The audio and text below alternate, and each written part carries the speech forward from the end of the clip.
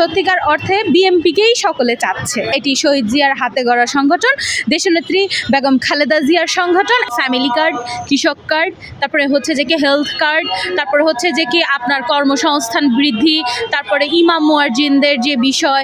আগামী 12 তারিখ হচ্ছে আমাদের জাতীয় নির্বাচনকে কেন্দ্র করে আপনারা দেখছেন পুরো বাংলাদেশেই একটি উৎসব মুখর পরিবেশ।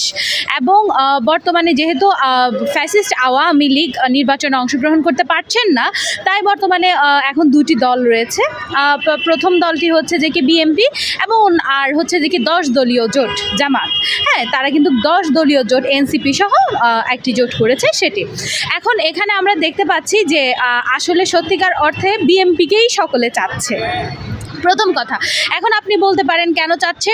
প্রথমত এটি একটা হচ্ছে বৃহৎ সংগঠন, এটি বাংলাদেশে অনেক দিন যাবৎ রাজনীতি করছে। এটি শহীদ জিয়ার হাতে গড়া সংগঠন, দেশনেত্রী বেগম খালেদা জিয়ার সংগঠন। এবং আপনারা বর্তমানে দেখতে পাচ্ছেন তারুণ্যের অহংকার জনাব তারেক রহমান, তিনি কত সুন্দর করে পরিকল্পনা মাফিক দেশটিকে পরিচালনা করছেন। তার মধ্যে উল্লেখযোগ্য তার যে পরিকল্পনা 31 দফা, সেটি বিশেষভাবে বলতে হয়। বিএনপির হচ্ছে যে কি চেয়ারম্যান জনাব তারেক রহমান, তিনি 31 দফার কথা বলেন। এবং এই 31 দফা এখন যেহেতু আমরা ব্যাপক আকারে প্রচার করতে পারছি না, সেহেতু আমাদের মেইন যে 8টি দফা, যার মধ্যে উল্লেখযোগ্য ফ্যামিলি কার্ড, কৃষক কার্ড, তারপরে হচ্ছে যে কি হেলথ কার্ড,